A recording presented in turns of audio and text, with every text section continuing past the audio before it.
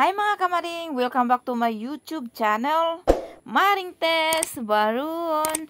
So for today's video po ay magkikinamatisang isda po tayo. So meron pa ako ditong isdang tuna.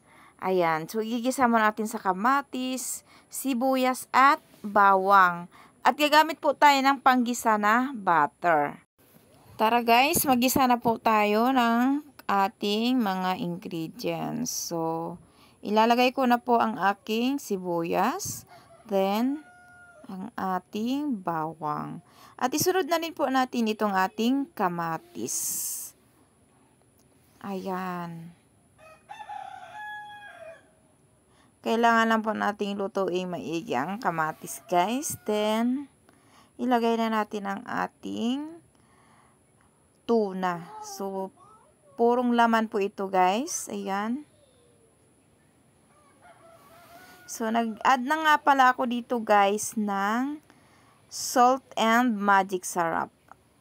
Then, paminta. Tapos, babaliktarin lang po natin itong ating isda guys. Ayan. Like this. Char. Ayan guys. Kita nyo naman ang usok guys. Baliktarin lang natin siya para hindi madurog ang ating isda. At maglagay na rin po tayo ng tubig. Yan. So, nawasa yan guys. Takpan lang po natin ng sandali. Tingnan na natin guys. Ayan. At kumukulo na nga po ang ating kinamatisang isda.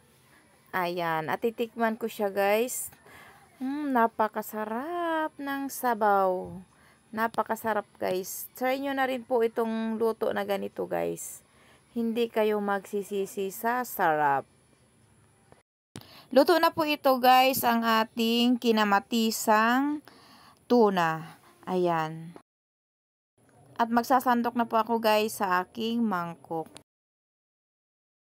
So, hanggang dito na lamang po muli. Maraming salamat sa inyong panonood. Bye-bye!